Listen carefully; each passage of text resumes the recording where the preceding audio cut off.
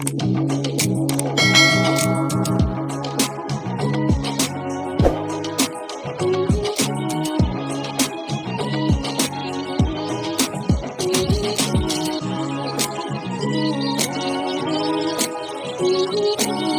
समय से हमसे मांग करते रहे और बड़ा कठिन परिश्रम करके आज इस सभा को एक बेहतर दिशा प्रदान करने के लिए जो इन्होंने इतना बड़ा मंच स्थापित किया, हमारे अब्दुल अरफीन जी, मंच पे उपस्थित रमेश राव जी, हमारे संगठन के साथी, जो भी आपको विभिन्न समस्याएं जो संगठन में आया, जो संघर्ष के दौर बीता, उसके अवगत करने वाले अंशुमन बनर्जी जी, हमारे असम से उपस्थित धन कुमार डेका जी, पश्चिम बंगाल से आए हुए अरिंदम तालुकदार जी, प्रशांत जेना जी, अमियो जी, मनोरंजन बेहरा, हमारी बहन सुनामती जी और उड़ीसा प्रदेश से हमारे कटक माल गोदाम, रायगढ़ा माल गोदाम और विभिन्न माल गोदामों से उपस्थित हमारे सभी श्रमिक भाइयों बहनों का आदेश दिया, आपके तरफ से मैं उनका हार्दिक अभिनंदन और स्वागत करना चाहता हूं। मैं स्वागत करना चाहता हूं वर्तमान इस रेलवे बोर्ड के अध्यक्ष श्री सतीश कुमार जी का, जिन्होंने श्रम मंत्री के आदेशानुसार उन्होंने सहमति दिया कि सर आपके नेतृत्व में पॉलिसी बने, वो पॉलिसी जो लागू होगा, जो आप बनाएंगे, जो अध्यादेश कानून इसमें जोड़ने का काम करेंगे, मैं सीधे रेलवे में उसको जोड़ करके और मजदूरों तक वो सारी सुविधाएं पहुंचाने का काम करूंगा। इनके लिए भी मैं उनका हार्दिक अभिनंदन और स्वागत करता। पूंजीपति जो है उसका विरोध करना शुरू कर देते हैं, है ना। तो मैं बड़ा ही शांति भाव से सरकार के साथ मिलकर के उनको निवेदन कर करके ब्यूरोक्रेट के साथ बैठक कर करके इस काम को गंभीरता पूर्वक से कर रहा था। और आज मैं धन्यवाद करना चाहता हूं अब्दुल जी का, जिन्होंने मुझे इतना पावन धरती से इस बात का घोषणा करने का अवसर दिए। ये भगवान जगन्नाथ की धरती, अभी जिसको जीवन में कोई रोशनी दिखाई नहीं देता है, उसको नई रोशनी प्रदान करने वाले हमारे भगवान जगन्नाथ हैं। और उसी तरीके से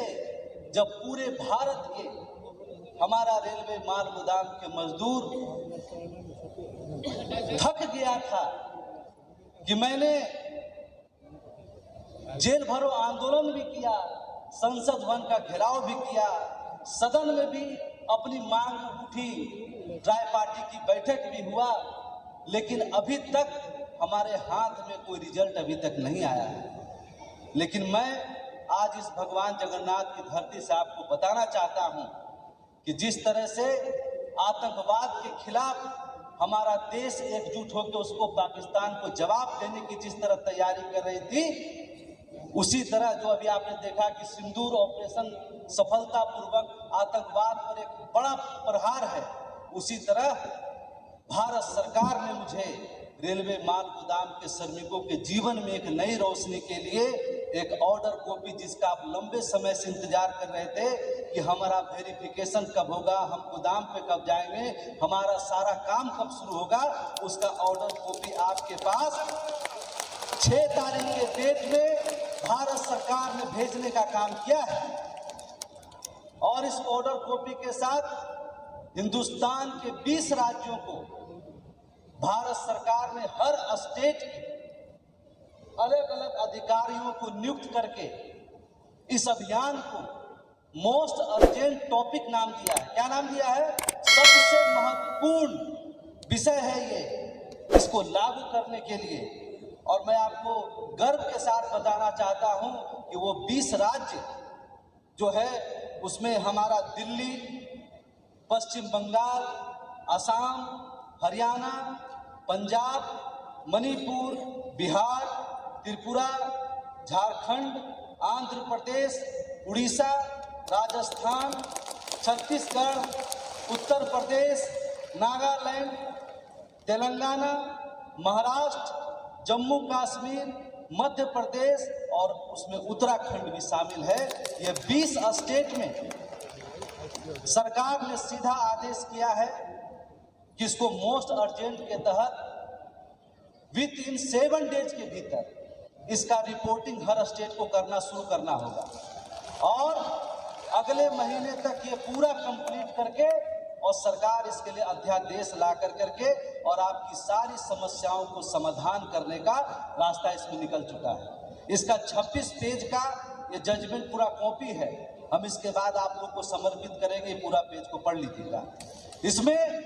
आने वाले समय में कुछ दिनों के भीतर ही रेलवे माल गोदाम के मजदूरों के जीवन में एक नया अध्याय बनेगा। यह सिर्फ माल गोदाम के मजदूरों का कल्याण करने के लिए ही नीति नहीं है, इसके साथ हमारा जो मालवाहक जो माल मंगाता है उसका जो समय पे माल खाली नहीं होता, उसका डैमेज लगता है, वेटिंग लगता है, इसकी भी सारी समस्याएं समाधान होगी। हमारे मजदूरों को 24 घंटा काम करने के लायक सारा व्यवस्था उत्पन्न होगा।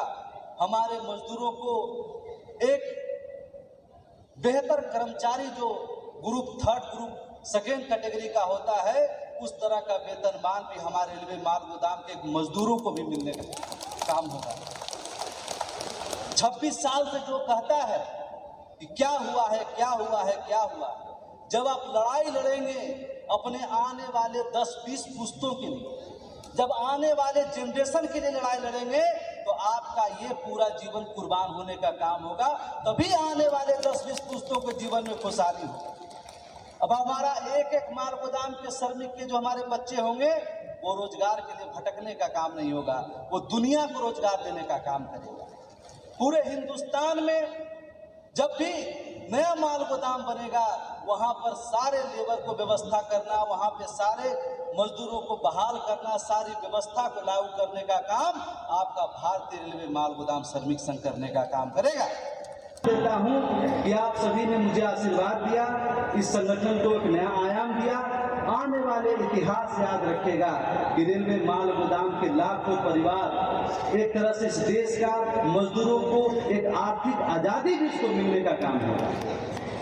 और एक नई दिशा में हम काम करने का काम शुरू करेंगे। जल्द से जल्द वेरिफिकेशन कंप्लीट अपना करा करके अपने काम को करेंगे।